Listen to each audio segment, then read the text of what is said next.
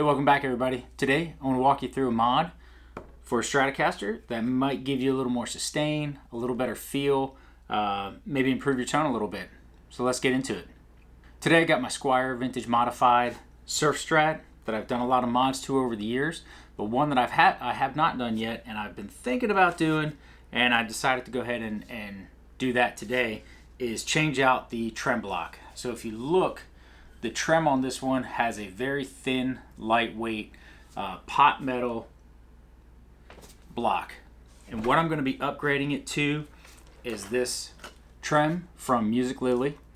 That is a drop-in replacement.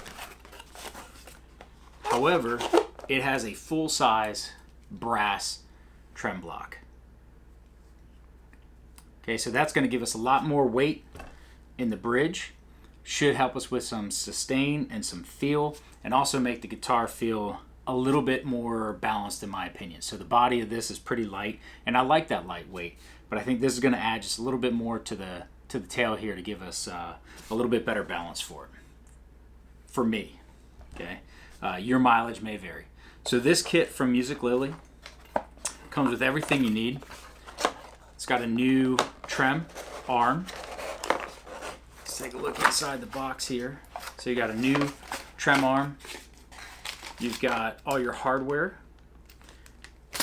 You've got a new claw, screws, and they actually give you some extra hardware. So some intonation screws, different adjustment heights, and your block screws. Okay, and that's all we've got in here. So that's all we need. Now today, what I'm going to do is I'm going to replace the trem. I'm going to probably replace the screws that install the trem, so in this block here. But I'm probably going to keep my claw in place. I don't really have any issues with it. Springs are fine. The claw is fine. If you do choose to put a new trem claw in, then you're going to have to also solder that. Okay, and I don't think I'm going to get any benefit to swapping this out. Okay, the original one might even be slightly higher quality. Not sure. I'm going to also replace the strings, of course, when we do this. I'm going to be using Super Slinky 9-42 gauge strings for this build, or for this this mod and this replacement. I'm going to clean up the fretboard, repolish the frets and everything like that, so I'll take you through step by step. Step one. First thing you want to make sure that you do, take a look at your trem block, and you probably should have done this before you ordered it, but make sure that your string spacing, your installation screw spacing is the same. This one is 52 millimeters center to center. This one is also 52 center to center on your screws. So this should give me the right installation. There are some different sizes out there. Most of your full-size type Squiers and things like that, and probably a lot of your imports, are going to take that same 52 millimeter spacing there. So you shouldn't probably have an issue with that, but make sure you double check that before you purchase and go to install. Okay. So what we're going to do first is take our strings off. So once I loosen them up just a little bit, I'll cut them.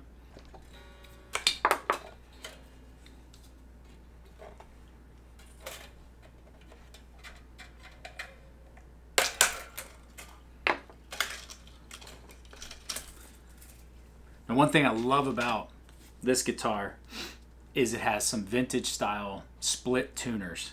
So you just drop the string in and you can wind it up. It makes it really quick and easy. Same thing removing the strings. Once I cut them, I can just pull them right up out of the way.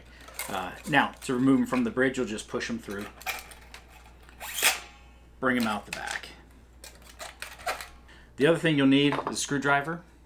For step two, we're going to actually unscrew the bridge. And before we do that, I'm going to go ahead and pop these springs off.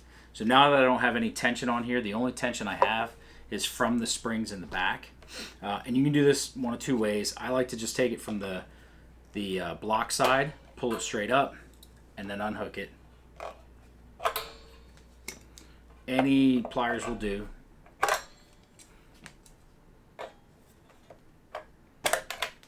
Okay, so now we've got all the springs. We've got our claw in place, and then our bridge is floating here at this point. So we'll go ahead and take that off. I use this for a lot of things. I also keep a little ratcheting screwdriver. Kind of travel with that too whenever I take guitars with me. It makes it a lot easier, a lot quicker.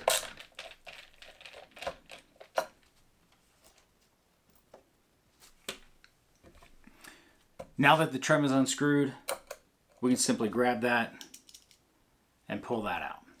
Now you can see, once you get it out, the difference in that block.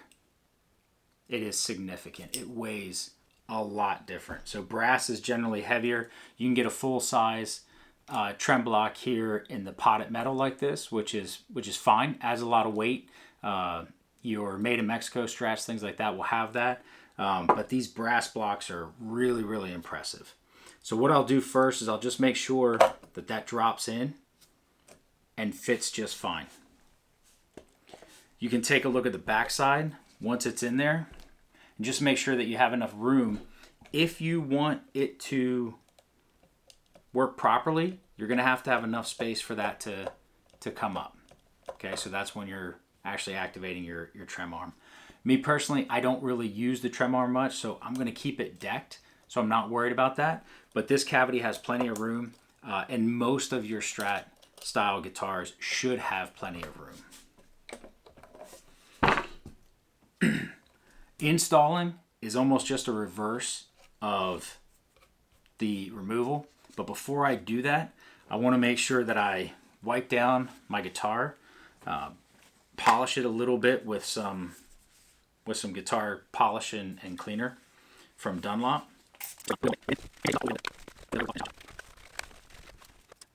Next, what I want to do is go back through and polish these frets a little bit and also clean the fretboard. Since I have the strings off, I do this every time.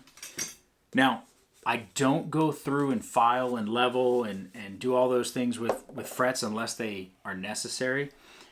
Once you've gone through a season or two of the wood expanding and contracting, you shouldn't really get any fret sprout if you've corrected that in the past. So I don't have any fret sprout, or I don't have any high frets that are causing me any issues.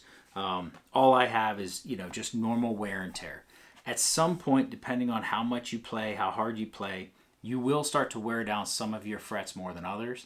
And that's when an actual leveling will come in, where we'll go through and we'll level the fretboard, and then we'll sand all the frets down evenly and recrown them. We're not going to be doing that today. So I'll start with doing some polish. Take my cloth. Again, this is just using some of the Music Nomad polish that I've used before. And a little guard here. I'll put a little bit of polish on, and I'll just kind of work down my frets. Once I get some of the polish on, I'll go back through and then I'll just polish them out.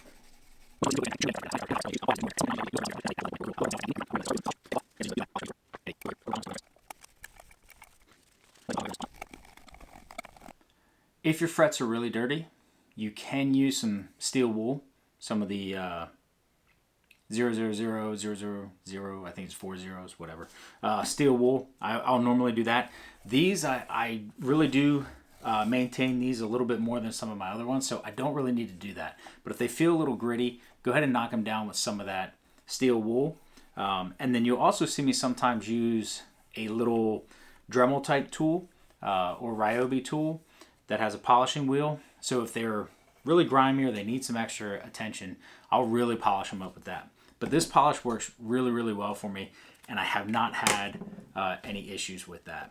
So the next thing I'll do is clean up the fretboard a little bit. And again, I use the Music Nomad stuff. This cleans, conditions, protects. I've been using it a long time. Just put some on there. Then what I'll do is I'll take paper towel, make sure that it's in all of the fretboard areas, all of the wood.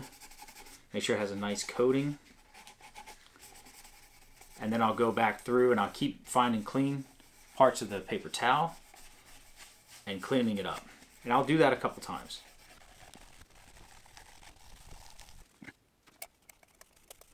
Now, depending on how dirty that is, I might do this process 3 times or more.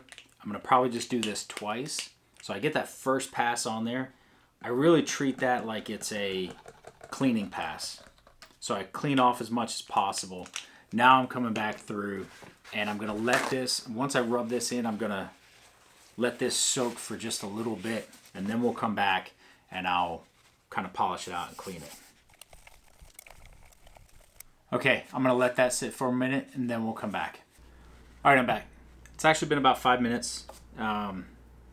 Perfect timing. I was just about out of battery on the camera, so I changed out some batteries and everything. So I'm going to go ahead and wipe this down.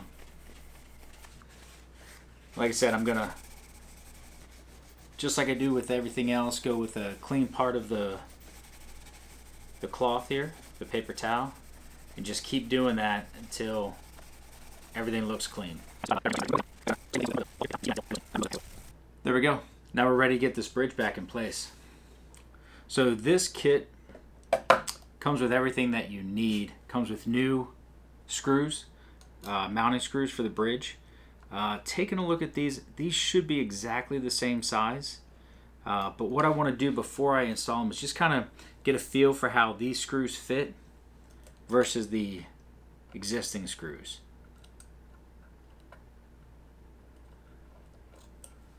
Okay. So these new screws have a little bit more play in the hole. So they may be ever so slightly undersized.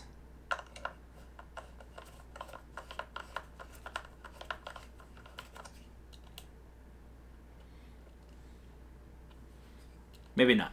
Maybe they might just be a newer, cleaner screw. But let's try one out. Let's see how it runs in. Okay. That should be good. Now, the way you install these screws, there's a couple things that I would recommend. One, once you drop the screw in, make sure you back the screw out a little bit till it falls into the existing thread in the hole.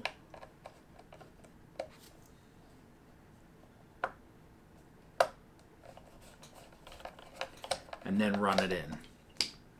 Go back to my... Okay. Now start with the 2 outside screws. Now I want to keep my bridge decked, but we still want to have it installed properly to allow it to lift if we wanted it to. Okay, and the way to do that is you slowly tighten these screws up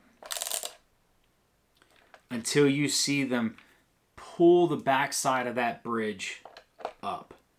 And then what we want to do is back that back out until it lays perfectly flat. So there we go. I'm going to do the same on this one. It starts to lift and now it's flat. Okay? That allows it to operate properly. That keeps it floating just enough. The springs on the backside are going to pull that in and keep that tension down. The strings are going to pull against the bridge in the opposite direction and lift it up if we want it to float. I'm going to have a little more tension on the springs than the strings will pull on the bridge, and that's going to keep it flat to the bridge. Now your other 4 screws, we don't need to tighten those up all the way. We just really want them to touch. So we're going to run those in. Same thing, we don't want to lift the bridge when we install them. And each one I put in, I do back just a little bit to make sure it falls into the existing threads of the wood. You don't want to put new threads into the wood over and over. You want to follow those same existing threads. Okay. Make sure everything remains smooth.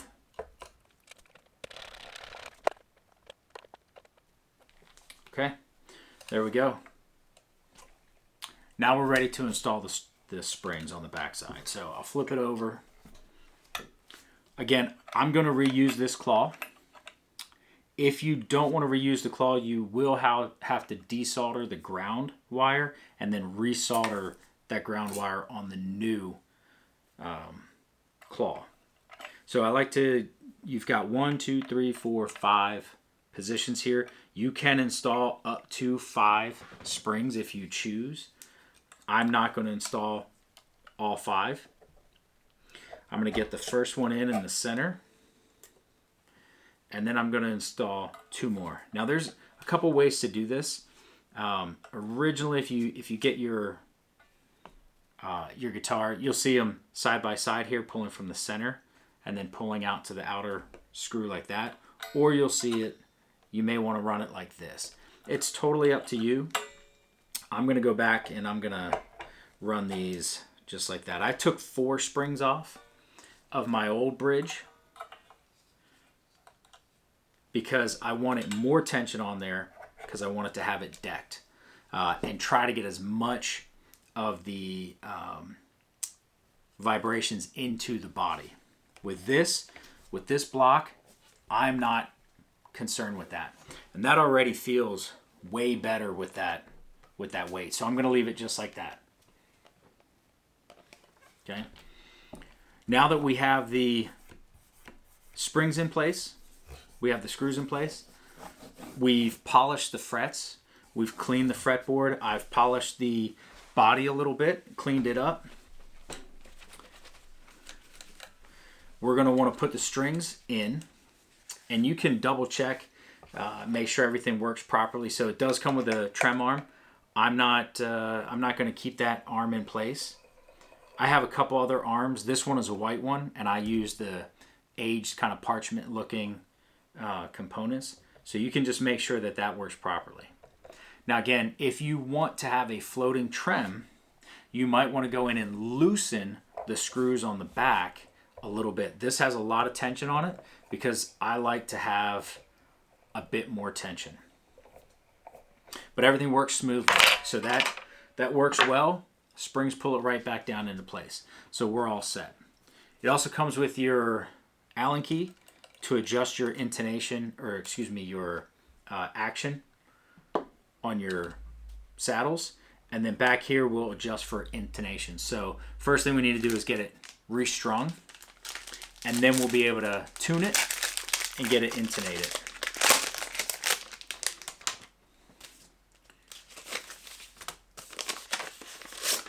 I'll start on the low E side. I have a tendency to go from the low E side to the high E side. And this is just kind of a habit, I guess, from stringing up things like Les Pauls and stuff like that, where you want to make sure that you keep even tension on the bridge. It really probably does not matter. It's just a habit of mine that I've done for a long time. So I'll get that string in there. I'll pull it pretty taut, and I'll pinch it here at the tuner, at the tuning peg. So I'm not sure if you can see that over here. I'll pull a little slack out of it. You can pull up like that, or what I like to do is just kind of go about 2 tuning pegs worth and have that slack. So I can kind of pull that with my hand up here near the nut. And then I'm actually going to cut this string. The reason I'm going to cut the string,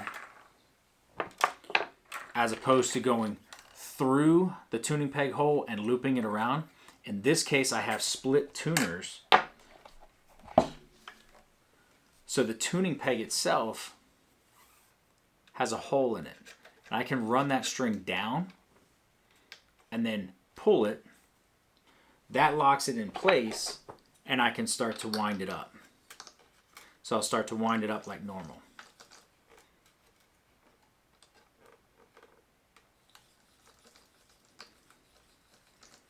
And keeping a little bit of tension on there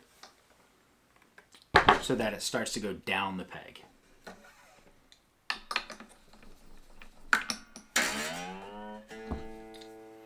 Just like that.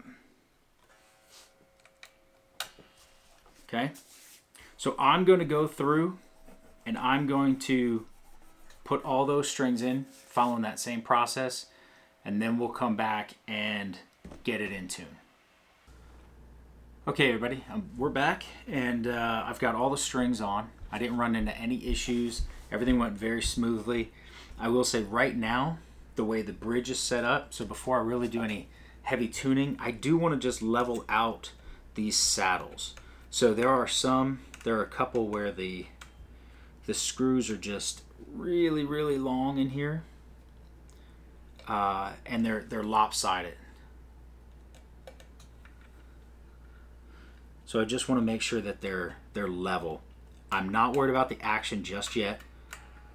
I just want to level them out, make sure that they're even. I'll tune it. I'll check the truss rod again, stretch the strings, check the truss rod, make sure that that's still good. And then I'll come back and make sure that my action is set properly and everything else is good and my intonation is good. So first thing, let me tune it up.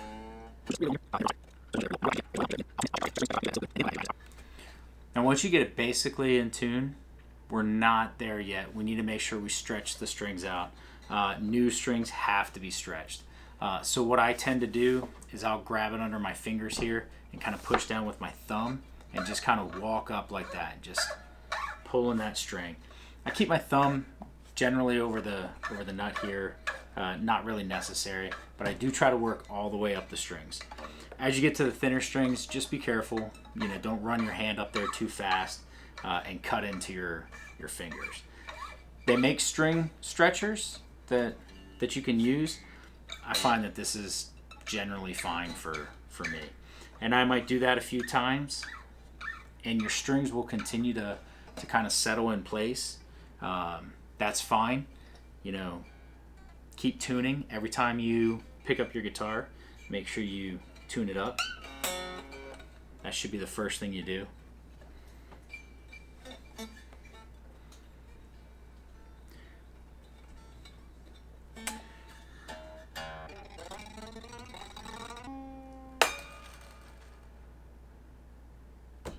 And we just broke a string.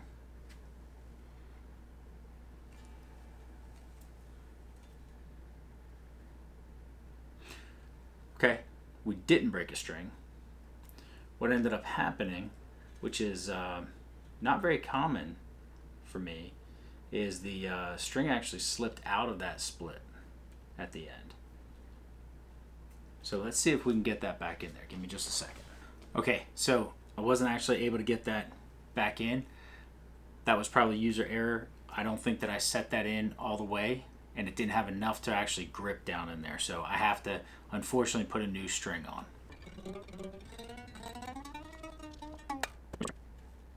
Okay, got that reinstalled. Got everything up to tune.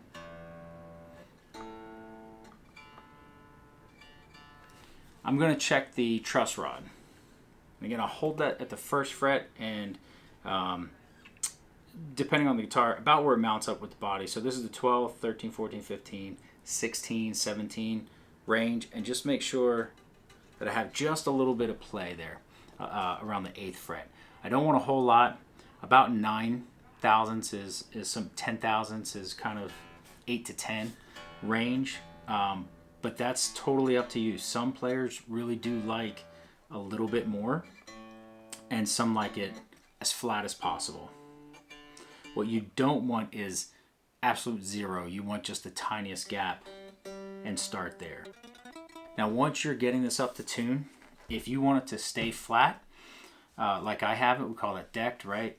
Make sure that you tighten up your spring a little bit. If you want it to float, you would loosen your string up, tune, loosen the screws up, tighten your strings, loosen your screws, so on, until you get the amount of float that you want on the trem side. So now that I have that set, before I do intonation, I want to make sure that I set the action height. So I know the nut is good. I know that the truss rod is good. I'm in tune. Before I intonate, I want to get that action, because that's going to adjust that slightly as well. So I'll measure that with my gauge here and just go across each one. So right now we're actually set at about 5/16 3/64. And I want to lower that just a little bit to about 4. We want to keep the saddle level. So make sure we're making equal adjustments there, and then I'll measure again. I measure at the 12th fret and then bring it back up to tune. Double check it. Good. My A string is actually right where I want it, and it's level there. My D can come up ever so slightly, and that was just from when I made those initial leveling adjustments. I probably brought it down just a little bit, so let me bring it up.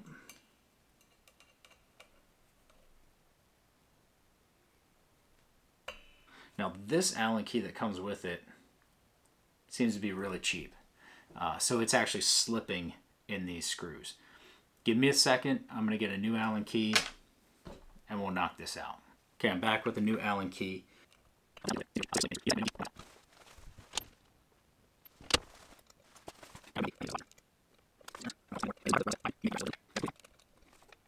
Okay, got my action where I'd like it. Now I'm going to work on the intonation. And to do that, I want to make sure that I'm in tune. I'll double check it, and then I'll lightly fret here at the 12th fret and make sure that I'm getting it at an E as well.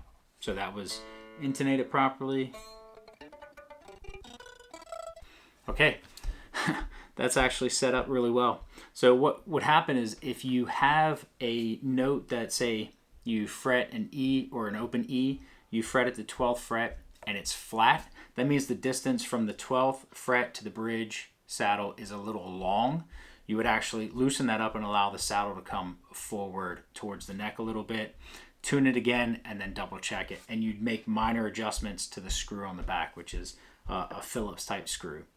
So really simple there. If it was sharp, you want to increase that distance a little bit more. So I would tighten it to bring the saddle back towards the back side of the bridge.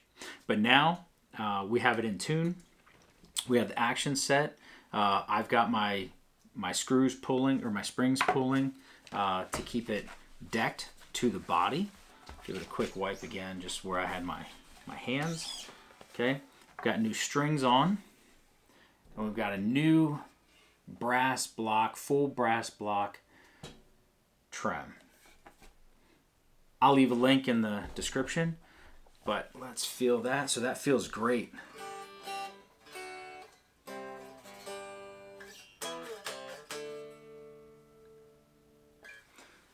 So I'll tell you the tone, I like to always test that without an amplifier. You may not hear any difference in the amplifier, and you might. With a very lightweight trem block, there's a little bit more resonance inside the cavity, it feels like, and the springs.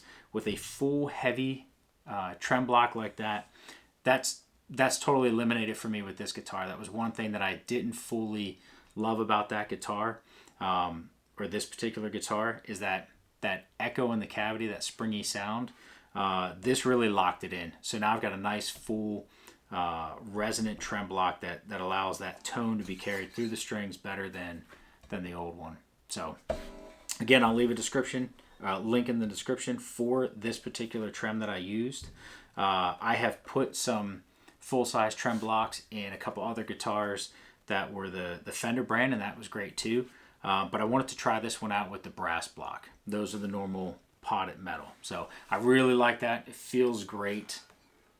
Looks great on the backside. I don't really put a cavity cover there, a trem cover.